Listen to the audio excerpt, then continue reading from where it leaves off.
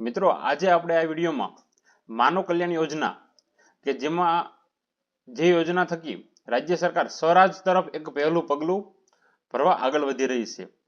આ યોજનામાં તમને કઈ રીતની સહાય મળી શકે, તમે કેવી રીતે આ સહાયનો લાભ લઈ શકો, આ યોજનાનો હેતુ શું છે, આમાં કેટલી સહાય મળે, કઈ રીતની સહાય મળે, કયા કયા ધંધાઓ આ યોજનાની અંદર આવરી લેવામાં આવ્યા છે, આ યોજનાનો લાભ લેવા માટે તમારી પાસે કયા કયા દસ્તાવેજ હોવા જોઈએ, આની ઓનલાઈન અરજી કેવી રીતે કરવી, કઈ વેબસાઇટ ઉપર અરજી કરવી, તે તમામ માહિતી આપણે આ વિડીયોમાં જોઈશું। તે પહેલાં મિત્રો તમને જણાવી દઉં કે જો તમે આ યુટ્યુબ ચેનલ ઉપર નવા હોય તો ચેનલને સબસ્ક્રાઇબ કરી લેજો અને જો વિડીયો ગમે તો વિડીયોને લાઇક જરૂર કરજો અને કોઈ તમારા મિત્રો હોય કે જે આવો ધંધો રોજગાર કરતા હોય તો તેમને આ વિડીયો શેર જરૂર કરજો, તમને આંગળી ચીંધ્યાનું પુણ્ય મળશે। તો ચાલો મિત્રો વિડીયોને શરૂ કરીએ। મિત્રો, માનવ કલ્યાણ યોજના એક ગુજરાત સરકારની ટૂલ કિટ સહાય યોજના છે, એટલે આપણે એની વાત કરીશું ટૂલ કિટ સહાય શું છે। તો ચાલો વિડીયોમાં આગળ વધીએ।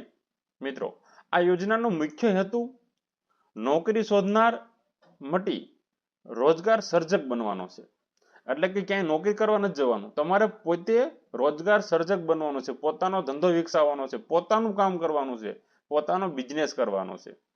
એની માટે સરકાર તમને પ્રોત્સાહન આપે છે, જે નાના ધંધા હોય તે નાના ધંધાને પ્રોત્સાહન આપે છે અને એક સરકારનો મેઇન હેતુ પ્રોત્સાહન આપી ગરીબી ઘટાડવાનો છે અને જે તે વ્યક્તિ જે નાના ધંધા હોય તેમની આર્થિક સ્થિરતા વધારવાનો છે અને લોકોને આત્મનિર્ભર સ્વનિર્ભરતા, લોકો પોતાના પગ ઉપર ઊભા થઈ પોતાનો ધંધો કરી શકે એ દિશામાં આગળ વધવાનો સરકારનો મુખ્ય હેતુ છે।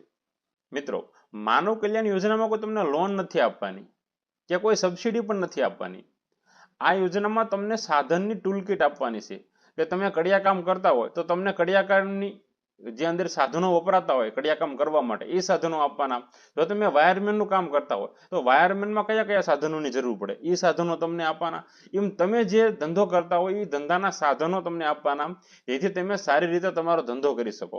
અને આ ટૂલ કિટ હોય એનું મૂલ્ય 5,000 થી 25,000 સુધીનું હોય છે, જે તમને વિના મૂલ્ય આપવામાં આવે છે। મિત્રો વાત કરીએ કે આ ધંધા આ સહાય માટે તમે કયા કયા ધંધા કરતા હોય તો તમે અરજી કરી શકો। જો તમે ટેકનિકલની વાત કરીએ તો મોબાઈલ રિપેરિંગ કરતા હોય તો એની કિટ મળે, તમે ઇલેક્ટ્રિક કામ કરતા હોય તો એની કિટ મળે, વેલ્ડિંગ કરતા હોય વેલ્ડર હોય તો તમને એની કિટ મળે, દરજી કામ કરતા હોય તો હંચો મળે, કાર્પેન્ટરનું કામ કરતા હોય તો એને લગતા બધા સાધનો મળે, મોચી કામ કરતા હોય તો એને લગતા સાધનો, પ્લમ્બિંગ કરતા હોય તો એના સાધનો મળે, બહેનો માટે પણ છે, બ્યુટી પાર્લર જો તમે કરતા હોય તો એની કિટ ને એવું બધું મળે, લારી ગલ્લા હોય તો એમાં લારી ને બધી વસ્તુ મળતી હોય છે। આના ઉપરાંત કુલ 25 વ્યવસાય માટે, આપણે તો લિસ્ટની એક મર્યાદા છે કે આપણે આમાં એટલા દર્શાવી શકીએ નહીં તો અક્ષર નાના થઈ જાય, કુલ 25 વ્યવસાયોમાં તમે જો વ્યવસાય કરતા હોય તો કુલ 25 વ્યવસાય માટે તમે અરજી કરી શકો છો, જેમાંના આ આપણે મુખ્ય વ્યવસાયો અહીંયા દર્શાવ્યા છે। આ સિવાયના પણ બીજા ઘણા બધા વ્યવસાય છે જેમાં તમે અરજી કરી શકો છો। મિત્રો, આ સૌથી અગત્યનું છે કે અરજી કરતા પહેલા કયા દસ્તાવેજો તૈયાર રાખવા છે, જો આ દસ્તાવેજો તમારી પાસે ન હોય ને અરજી કરી દો તો અરજી રિજેક્ટ થાય અને ખોટો અરજી ખર્ચ તમારો વધે, માટે આટલા ડોક્યુમેન્ટ તૈયાર રાખવા અને પછી જ અરજી કરવી। એક તો તમારું આધાર કાર્ડ, રેશન કાર્ડ, આવકનો દાખલો, રહેઠાણનો પુરાવો। આવકનો દાખલો શા માટે, કેમ કે આમાં આવક મર્યાદા છે, એની આપણે આગળ ચર્ચા કરીશું।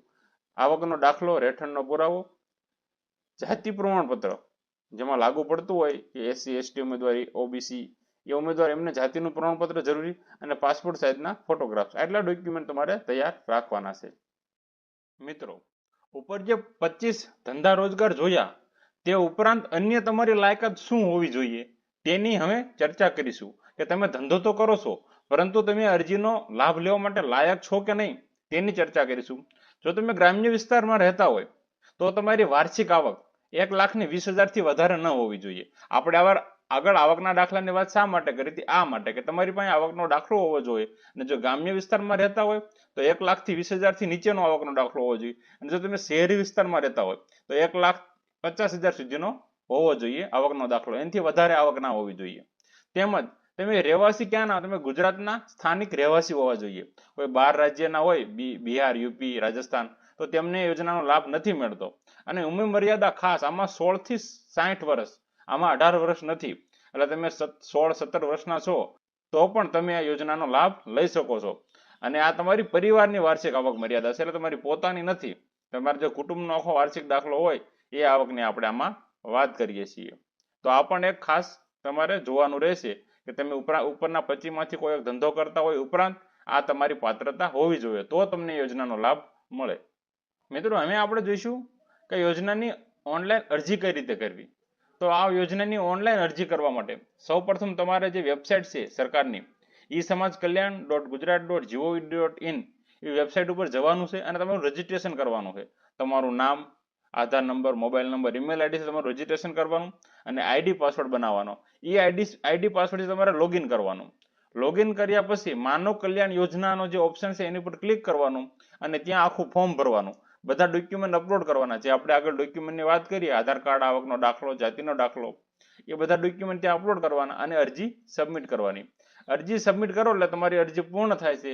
જ્યારે તમને મંજૂર થાય ત્યારે તમને ટૂલ કિટ આપવામાં આવે છે. તો મિત્રો આજે સમાજ કલ્યાણની વિસ્તાર વેબસાઇટ આપણે અહીંયા આપેલી છે. તો આજે જ આ વેબસાઇટની મુલાકાત લો અને તમારી અરજી કરો અને આ માહિતી ખાસ જરૂરિયાતમંદ લોકોને પહોંચાડજો. તમને જરૂરિયાતમંદ લોકોને માહિતી પહોંચાડવાનું પણ પુણ્ય થશે. અને જો તમને માહિતી ગમી હોય તો વિડીયોને લાઈક કરજો, ચેનલને સબસ્ક્રાઈબ કરજો. ધન્યવાદ.